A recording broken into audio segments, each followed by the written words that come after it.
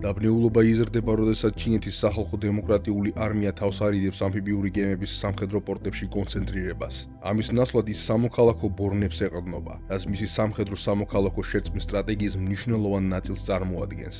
ეს გემები უზარმაზარ ტვირთამწეობას უზრუნველყოფენ, დაახლოებით 2,4 მილიონი ტონით. ჩინეთის არმიის საზღვაო ძალების 370,000 ტონიან ბორნებთან შედარებით, მაგრამ ისინი უჯავშნო და შესაბამისად მარტივი სამიზნეები არიან. საიდუმლოების შესანარჩუნებლად ისინი აგრძელებენ კომერციულ ოპერაციებს, მობილიზაცია კი თავდასხმამდე სულ რაღაც 3-12 საათით ადრე გამოცხადდა.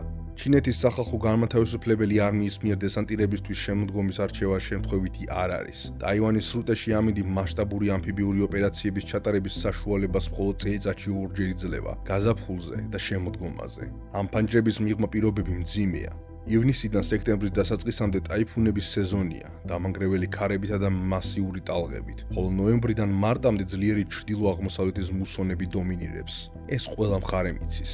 ამიტომ, როდესაც პეკინი ოქტომბრამდე გააგრძელებს ერის დამცველის წვრთნებს, აშშ-ს დაზორვა ეჯგარეშე დარწმუნდება მის განზრახვებში. ჩინეთი ტაივანის საკითხის გადაჭრას იწყებს.